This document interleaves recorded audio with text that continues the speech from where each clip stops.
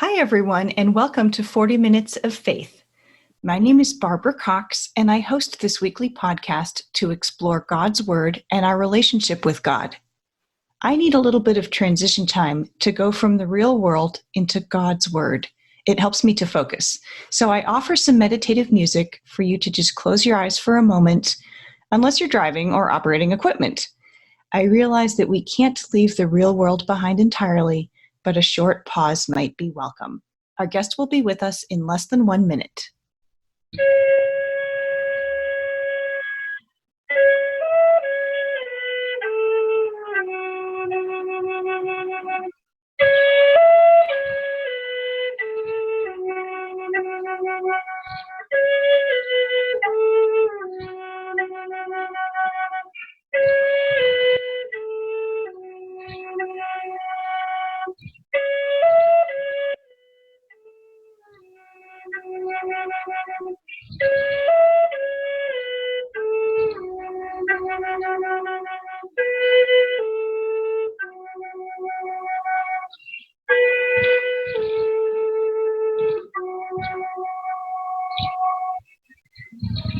Today's guest is Sundae Schneider-Bean, and our topic is Expat Faith, which we're going to explain that in just a minute.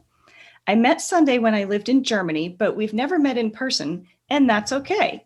Sundae is American and has lived in many places around the world, including Switzerland, West Africa, and is currently in South Africa. Sundae was raised in a Lutheran community, and as she began to travel internationally and study intercultural communication, her views on religion started to lean toward being cultural relativist, meaning that we are all trying to make sense of the same big questions from multiple perspectives. She doesn't have a fixed way to talk about her faith now. She might describe herself as an agnostic with spiritual leanings. Sundae is a solution-oriented coach and intercultural strategist for individuals and organizations, and hosts a podcast herself called Expat Happy Hour, among other business ventures. Welcome, Sundae. How are things for you in South Africa today? Oh, thank you so much for that warm welcome. I'm just at the end of my afternoon, and we've had a gorgeous day today, so I absolutely can't complain. When I was introducing you, I used several words that we can clarify for listeners who might not be expats or accompanying spouses or agnostics. Can you share with us your definition of those terms?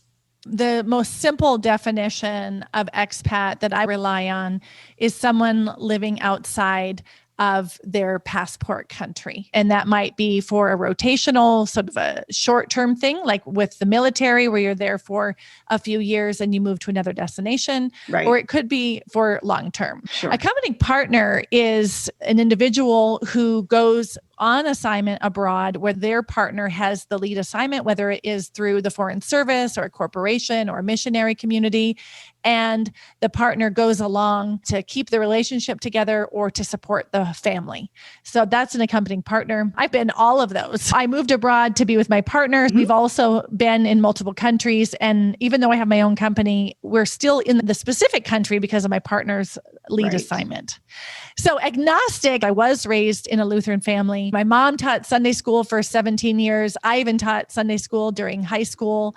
I was confirmed in the Lutheran church and had a very monocultural experience growing up, born and raised in my hometown of Williston, North Dakota. So it wasn't until I started to travel and go to Buddhist countries or Muslim countries and all these places and expand professionally with my intercultural lens that I even came across the word agnostic. Mm-hmm. So the way that I understand agnostic, I would put it in the positive sense of curious and hungry to learn. It could be said as questioning or seeking evidence. But for me, it's really a relationship with this higher power. I could call it spirituality, where it's like, so there's this higher power out there, and this is pretty amazing. And that's too amazing to put in words, but let me try to have a relationship with that, with him or her, or however you want to call it.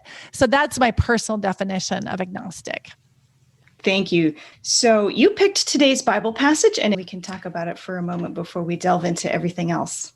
I wanted to pick the passage, "This too shall pass," because my mother always used that in our home, just from 2 Corinthians 4. So for folks who are going to follow along, if you have a physical Bible right with you, Corinthians is in the New Testament. So it's towards the end of the Bible after the Gospels. And I'm going to read chapter 4, verses 17 to 18 from 2 Corinthians, the New International Version. "For our light and momentary troubles are achieving for us an eternal glory that far outweighs them all. So we fix our eyes not on what is seen, but on what is unseen, since what is seen is temporary, but what is unseen is eternal." Sundae, how does this verse speak to your soul? Why did you remember this one in particular? I think there's 2 levels. One is very personal and one is more on the professional side. Sure. I think the personal side is when you're going through a hard time, if you're going through a crisis, or you just want to escape your troubles. And what I've learned over the years, there's been plenty of times where, as a strategist, right, I'm like, what's the strategy to get out of this, right? But what I've learned as I've aged is sometimes the answer is actually sitting in our troubles and trusting the learning, trusting there's a bigger purpose for that suffering or that struggle, and trusting that you're not alone in that struggle. So I think that comes from wisdom you gain through hardship or through age, but it really also connects with me on a professional level, because part of my work is sitting with people as they struggle, or sitting with people where they want to transform their lives in some way and they can't yet see it. And they have to have faith that where they are now isn't going to be where they will be in the future. Yes. And sitting in that space of trust. I'm curious from you, from a more religious perspective, what do you see from this passage? Sure. I've spent a lot of time with the Bible, but I don't consider myself to be the final expert on anything. I think inquisitiveness is great. Like, I'm right with you. As we mature, our perspectives have changed. When I look back on something from years ago, I might look at it differently now than I did at the time. But what I think of as temporary is 5 minutes. And if you're having like a dental procedure, 5 minutes is an eternity. But generally in the scope of things, 5 minutes, not too bad. I could probably survive this. But to God or to a higher power, temporary might mean something completely different. So like you said, when we're struggling and trying to see the future, I really appreciate that you said kind of trusting that there's a process with this, and God's temporary might not feel like our temporary. It might be years, but then to know that I don't think we were promised a life of ease. There may be other groups out there or people or philosophies or something that do kind of wish for, of course I wish for ease for myself too, but even people whose life looks easy, I don't know if it really is easy. Oh, totally. Is that just kind of the grass is greener? Right. I was just reading a book called Life Quakes. And it talks about life in transition. And in the research that they found was that often people have that for 3 to 5 years. So if you know that's normal, and you know it might be 3 to 5 years till you find resolution, it helps you prepare differently. Exactly. And sometimes I find myself wallowing in self-pity, and then I kind of need to give myself a pep talk. But at what point is it okay to just be present with the suffering that I perceive as suffering, knowing that my suffering isn't as bad as a lot of other people's suffering, and to be grateful for what I have, while at the same time I'm acknowledging this really hurts, and I can just let myself cry, and that if I just let that emotion go through me, it will ebb and flow. I don't know if it was the way I was raised. I was raised really in a very safe environment, full of love, not a lot of drama, very protected, right? So I feel like maybe it sets the tone of security. So when you get out in the world on your own and that security isn't there anymore, you're kind of unprepared for that. And I think my first real hard struggle, besides teenage heartbreak stuff, was in college and then moving abroad, and real loneliness. When I moved from North Dakota to Minneapolis, I literally knew no one. Loneliness is one of the worst emotions I've ever felt. Yeah. And I think for me, it's like shattering that idea of I should always feel good. And also trying to experience it in a way that I'm like, okay, I am feeling the range of the human experience.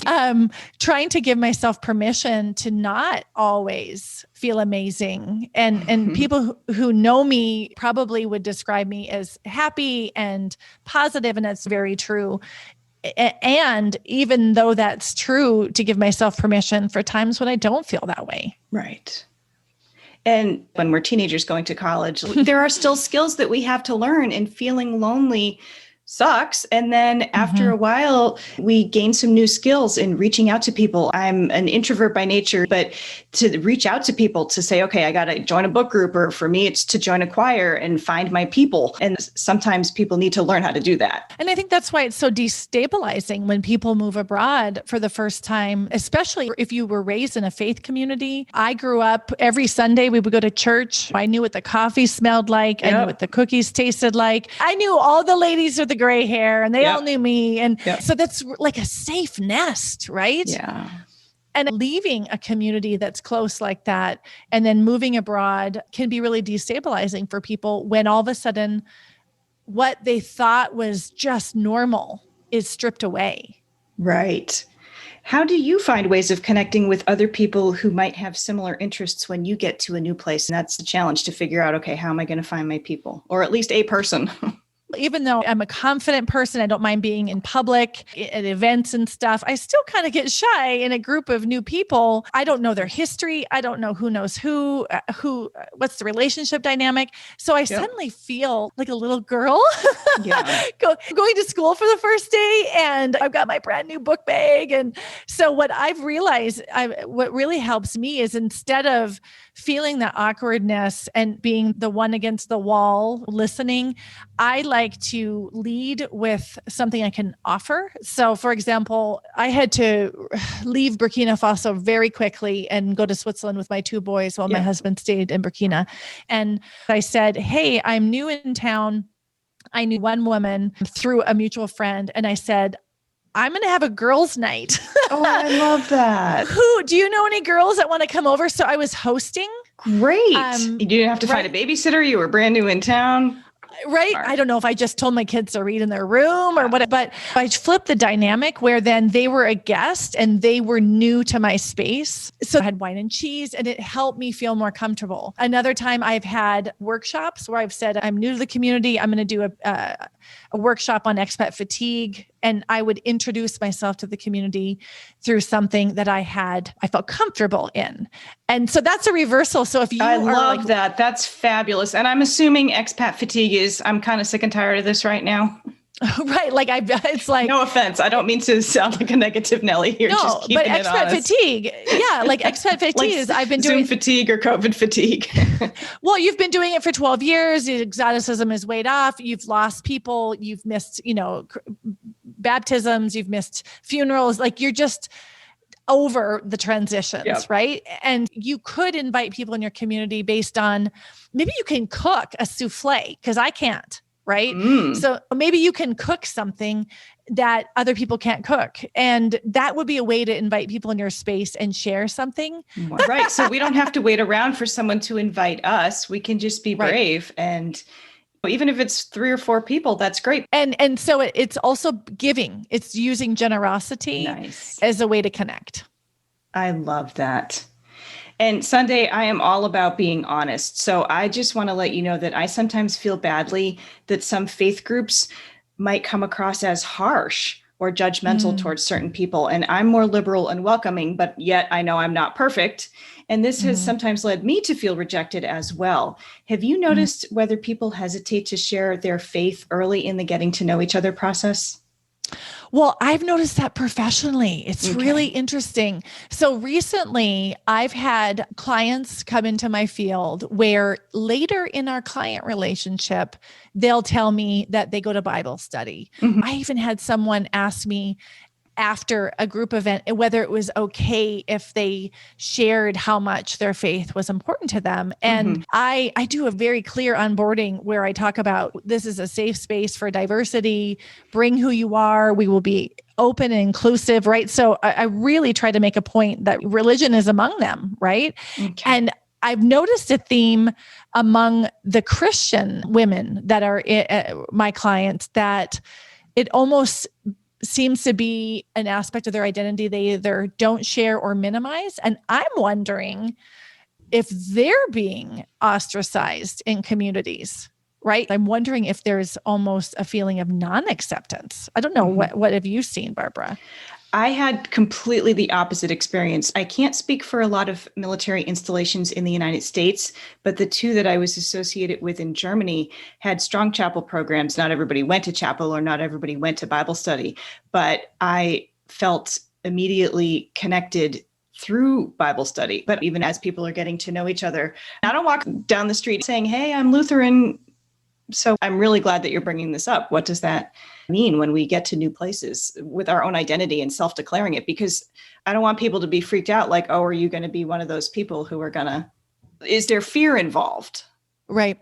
And I mean, so context, if you are in a space where you feel that conversations around faith are going to be a conversion effort, there can be a defense that comes up. And I think that's what's very different when people share from their heart and say, this is how my faith impacts me.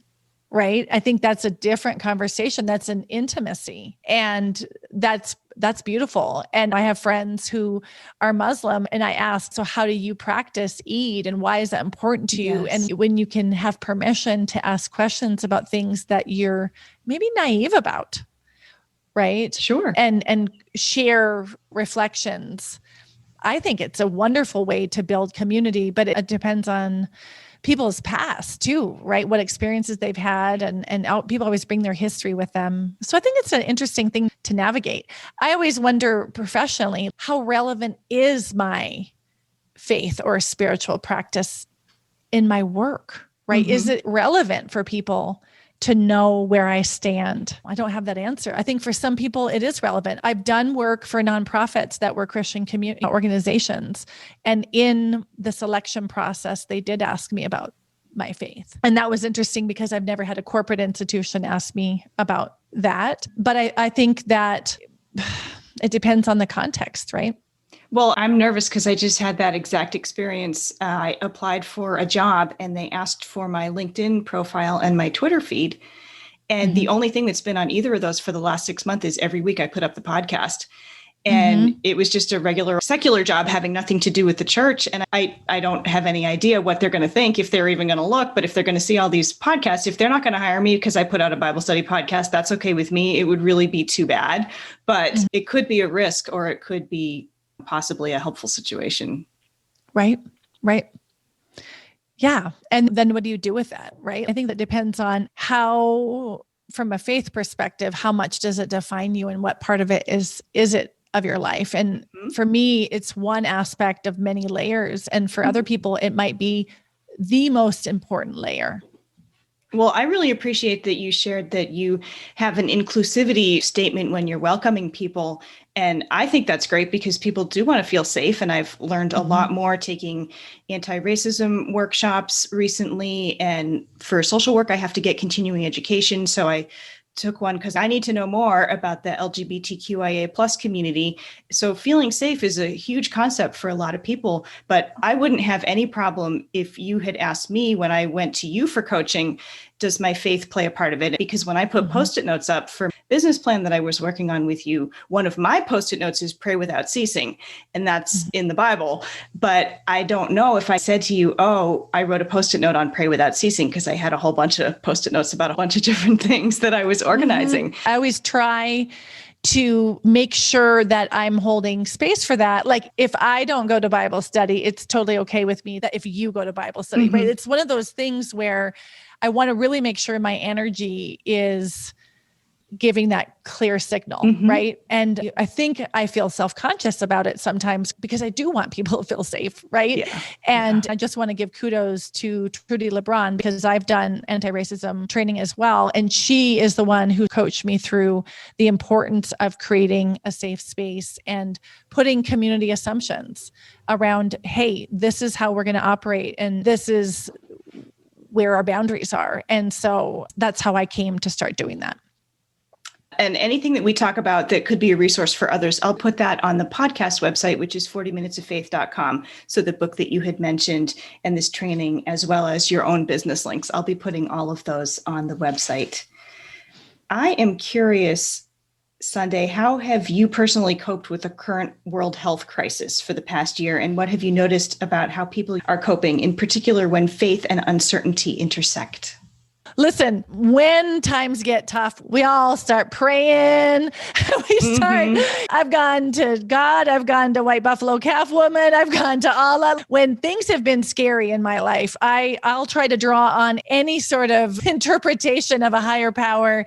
You know, if your child if their life is at risk, or if there is a sickness, that's where you go back to what you were taught and hope that is true. So during this crisis, I think there was on my part a naivete that this would be over in 12 weeks. Like, oh, in China, it was 3 months. It's going to be 3 months here. Okay. So I was working with my people to say, hey, let's hunker down in the next 3 to 4 months and get on the other side. Right. And that's how we showed up. And then all of a sudden it was like, oh, wait a minute, this is going to be much longer. Not so much. And so recently I've noticed with my clients, what you've seen in the news too, people are having a hard time focusing. They're slipping back in poor patterns of self-care because all of your coping strategies are reaching their limit. Yep. And there's a level of unpredictability. And in the expat community, I don't know, you know this with every bone of your body, when you are away from your friends and family for a long time, you really count on that one visit a year. Correct. And for those of us who've been abroad like me for over 20 years, you take away one visit and you've taken out a significant chunk of my time and my connection ability. So I think everybody recently hit a wall when March came psychologically of, I miss my family. I'm so fed up with this. People just hope they maintain and not decline. Like everybody is at their absolute capacity for their resources. But the women that I've worked with, and I've worked predominantly with women this last year, they have said, okay, I don't want to just binge on Netflix and hate myself after a year. I want to maintain connection. I want to take care of myself and I want to keep working towards my goals. They've really shown up and through our process taught themselves new ways of taking care of themselves. So the silver lining in all of this is when we return to a normal that we can exhale from, we'll have new competencies and new coping strategies that will serve us for the rest of our life. So we may feel sort of trapped or stuck, but you have been working with people who may say, I can't get on an airplane right now for various different reasons, but I really want to take this time as best as I can to refocus on something new. Mm-hmm. Or I'm going to reconnect with my parents over Zoom differently. I'm going to write a love letter to my best friend and tell her how much I care about her and really using it as a new opportunity. And if we can do that in these sort of crazy circumstances, imagine how strong we will be on the other side when things calm down. So we don't have to give up and feel helpless, even though it's okay to feel helpless. But is there anything proactive to be done with communication, maybe in a different way? Right. And you're so right. It's okay to feel helpless. However you feel right now is totally okay. And I don't want to prescribe there is a good way to do this and a bad way to do this. I think the first thing that people should do is just be really clear how they feel, like don't numb it, don't ignore it. Again, it goes back to the passage we talked about, if sitting in it and not escaping from it and learning from that. Like, why is this so debilitating? Why do I feel like my world is upside down? And learning from that without shame. And it's also stripped away a ton of distraction. So it's like, I can't hide from myself anymore. I can't hide from my relationship. I can't hide from my kids. I can't hide from my health. And I think that is the gift. It might be kind of one of those gifts that we get at a party that we want to just put immediately in the basement. But deep down, you should unwrap it and take a good look at it. That is so true. And then this is when you had mentioned some of the folks that you're working with, then this is the opportunity when we have to face it. Are we going to self-medicate with whatever? Is it food? Right. Is it exercise? Is it alcohol? That this is, facing. Good point. So I hope it creates strength in people that they didn't know they had, and builds new capacity that when we're on the other side of this, whatever that looks like, we have that capacity for other things, because we're not just facing a health crisis. We've got a social justice crisis. We've got an environmental crisis. Yes. And I hope that it breaks us open, like it breaks our hearts open in new ways. And not that everybody needs to be in that space, because many people who are from marginalized communities have had enough, right? They need to be protected. But for those of us who are from dominant identities and need to wake up to some of these realities around social justice or the environment, that will create more space and for us to be more active participants. Well said. Whose voice is missing from this conversation about faith and global life? Oh, man. It almost puts me in an uncomfortable position because my identity is so mainstream. I'm heterosexual. I identify the gender I was assigned at birth. I'm middle class. I'm white. I'm able-bodied. So for me, even to claim whose voice is missing feels like, an appropriation. But I think right now what's missing is those who come from dominant identities to really listen, like with your heart broken open to those who are saying, hey, this is no longer okay, whether it's around environmental racism or inequities. And it's so easy to not listen because we have so much comfort that protects us, right? We benefit from some of the negative aspects, some of the oppression, even if we're not doing it on purpose. Right. And it's like complacency is so easy because you could just go on with your own life. And I have a really good friend, she's lesbian, and she says, Sundae, you don't have to navigate every single day, every conversation, whether you out yourself and whether that will be a physical risk. And it's like, listen to people who are coming from marginalized identities because we are part of that whole system. So I think that is a very blanket statement. But one of the things we're learning about the COVID crisis is how interconnected we are globally. And I can sense I'm feeling pessimism coming in when I really want to be optimistic. Sure. Like I want to say that we'll listen to each other and things will change, but we've been waiting for hundreds of years for things to change. But I'm hoping that there'll be enough of a shift with those easy converts. Hopefully at a faster rate than what we've been doing with the one at a time until now. Like we get the easy converts faster, and that will make a momentum, that will make a shift. Whose voice do you think is missing? Well, I really appreciate your wide perspective on this because the dominant voices are louder or have more access to being broadcast, either in the media of any variety. So I completely agree with you. And we've talked about being called to be brave if you're feeling lonely and you've moved somewhere new and it's easy just to stay put. I know people who sometimes don't leave their house, and I know it's hard when you have young children or you might be feeling blue yourself or you don't know where to go, and navigating a whole new place is an emotional challenge as well as a physical challenge. So I want to honor that. But I think even the voice of the earth and the voice of the animals, there's a word in the Bible that says dominion. And how do we interpret that? Do we interpret dominion as plunder, or do we interpret dominion as stewardship and caring? Right. That is something that I could totally stand behind. And that's, again, to the interconnectedness. And when I think about the expat context, I think one voice that's missing is the voice of those that are lonely, those who are feeling like they're not thriving. One of the cliches I hate hearing in English about, let's not just survive, let's thrive. And it's like, some people are just trying to get by. Yeah, exactly. Like maybe the missing voice is that not everybody is living an adventure and are struggling and having more courage to say that. And people in my community have said, hey, I was suffering from clinical depression, or I didn't leave my space for 3 months because I was afraid to engage. Like more people sharing their hard stories to normalize that. And also to say, you don't have to do this on your own. It's not a failure if this is hard. It's hard. Yeah. So I think we need a little bit more voice around that, more permission. And believe me, I am one of the first people that would say I've struggled with asking for help. It took me to be 31 and have an iron deficiency after my first baby and be with my dream job, but physically depleted to say, I need help. I went into the doctor's office and he was like, Sundae, your blood levels. I was at like 12 and he said from 25 and under, you absolutely have to have treatment. And he's like, why are you coming in here with an iron level of 12?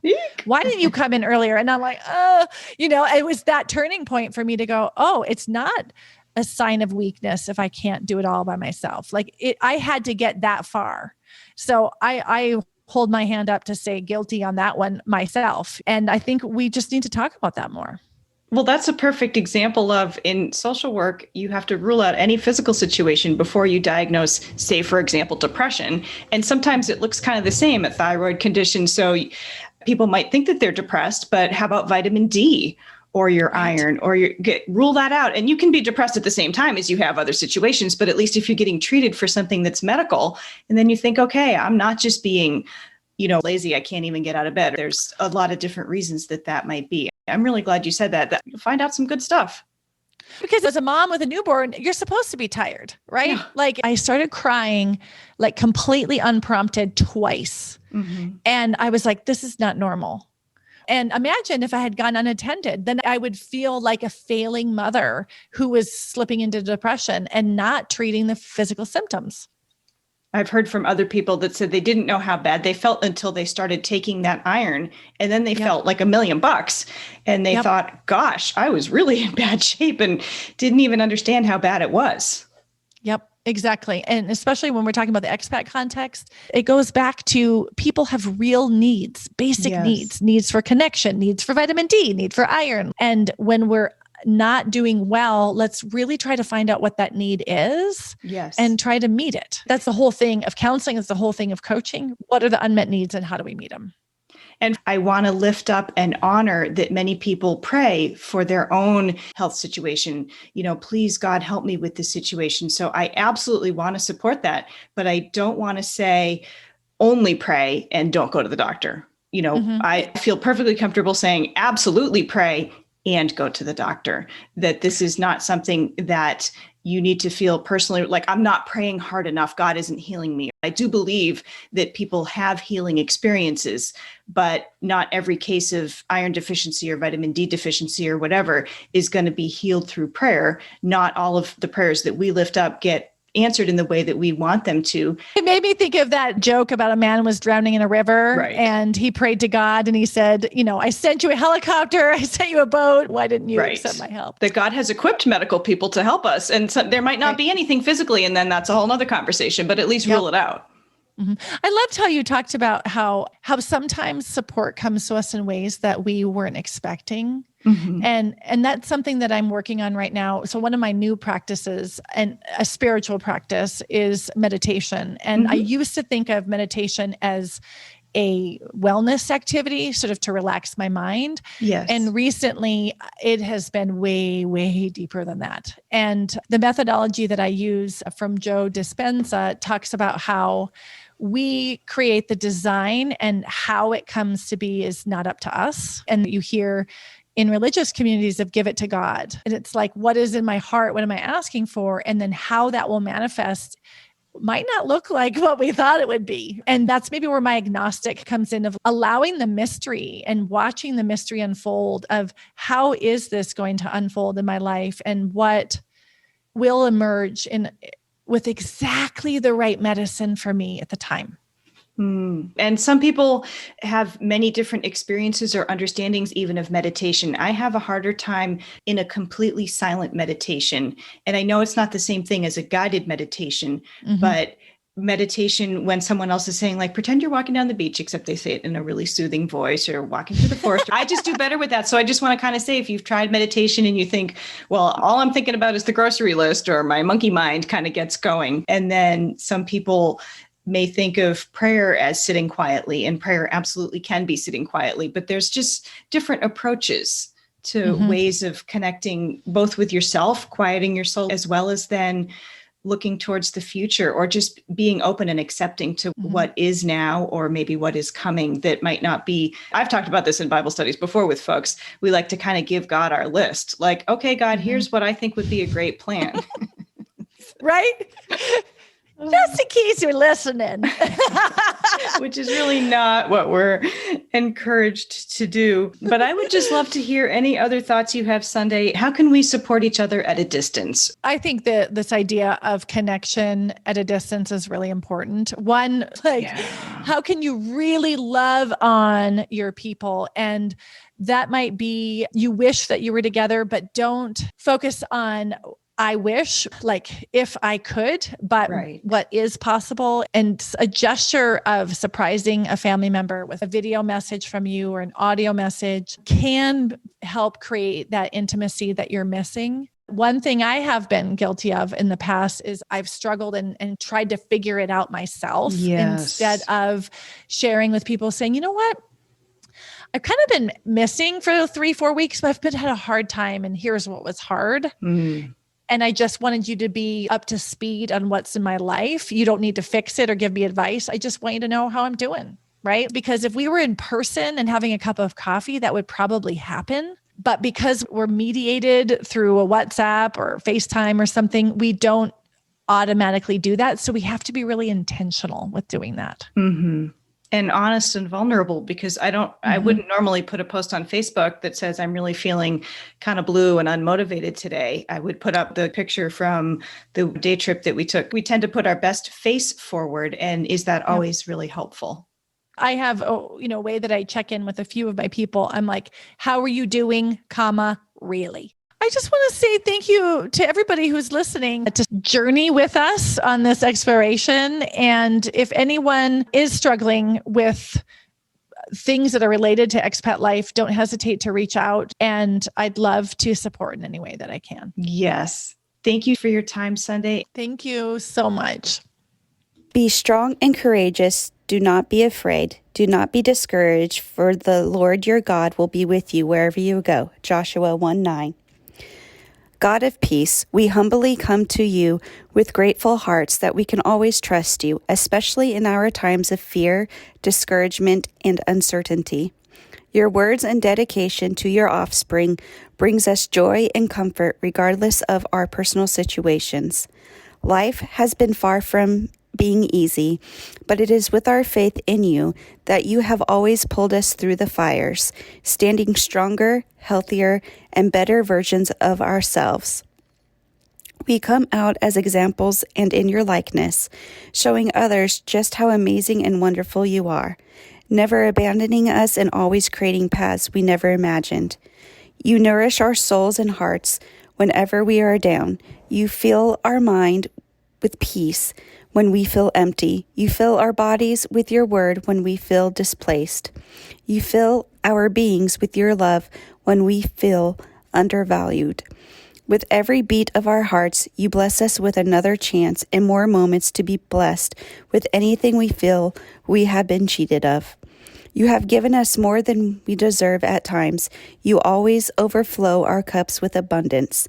May we always be reminded of our faith in your goodness, especially in times of uncertainty and distress.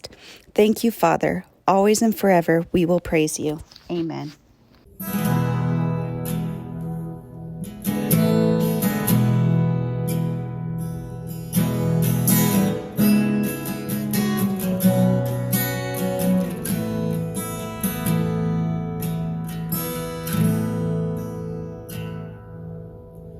Our Father, who art in heaven,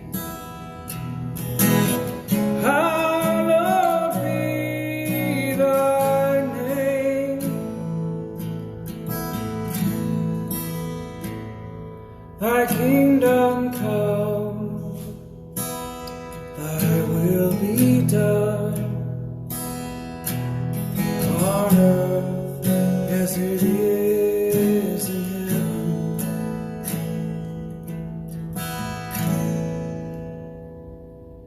Give us this day our daily bread, and forgive our debts as we forgive our debtors.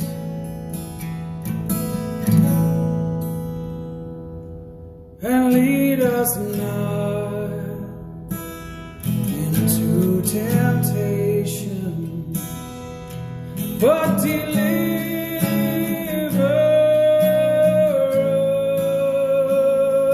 us, deliver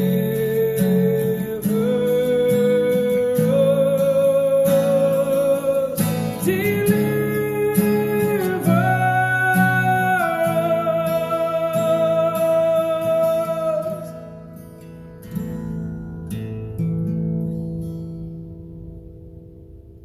Thine is the kingdom, thine is the power,